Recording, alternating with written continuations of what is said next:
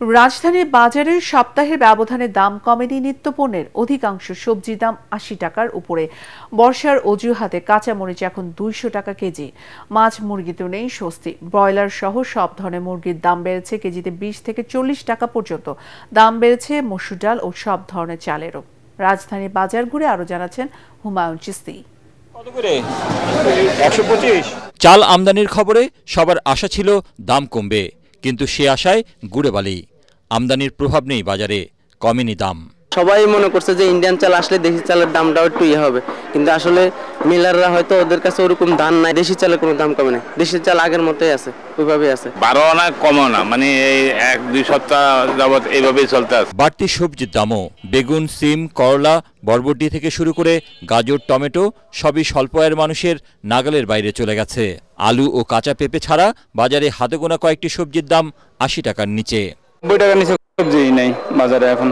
মূল্য 80 টাকা কেজি, লম্বা বলে 100 টাকা কেজি, কাঁকরোল 100 টাকা কেজি, পটল 90 টাকা কেজি, ভেন্ডি 80 টাকা কেজি, কচুকাটি 60 টাকা কেজি, বরবটি 100 টাকা কেজি। চাল ও সবজি কেনার পর মাছের জন্য টাকা বাঁচানো কঠিন হয়ে পড়েছে।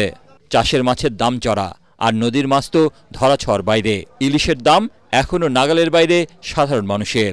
চাষের মাছে আপনার 400 বা 500 টাকার ভিতরে পাওয়া যাচ্ছে কেজি, কিন্তু আপনার নদীর মাছে 1000-1200 লাগছে। ইলিশ মাছ তো পরিচর্যা করা লাগে না, ইলিশ মাছের দাম কেন বেশি হবে? মাছ নাই বললে তো চলে না, 10-12 দিন পরে মাছের অভিযান, এখন মাছ পাই না। সপ্তাহের ব্যবধানে আরো বেড়েছে মুরগির দাম। ব্রয়লার মুরগি কেজিতে 20 টাকা করে বাড়তি। আর কালকে নামাইছি আমরা 165 টাকা, আজকে ধরছে 188, মানে 78 টাকা পিস কেজি পড়ে। তাহলে আমরা বেচবো কত করে? 320 টাকার নিচে কোনো সোনালী বেচন যেতেছে না। দেশি মুরগি কালকে নামাইছি আমি হলো 480 টাকা, আজকে নামাইছি 520 টাকা। মূল্যবৃদ্ধির তালিকায় যুক্ত হয়েছে মসুর ডাল ও পোলাওয়ের চাল। ভালো মানের মসুর ডাল বিক্রি হচ্ছে 150 থেকে 170 টাকায়। সুগন্ধি পোলাওয়ের চালের মূল্যও চড়া। আর মুরগির ডিমের দাম রয়েছে ওঠানামার মধ্যে। চলতি সপ্তাহে প্রতি ডজন বিক্রি হচ্ছে 135 থেকে 140 টাকা দরে।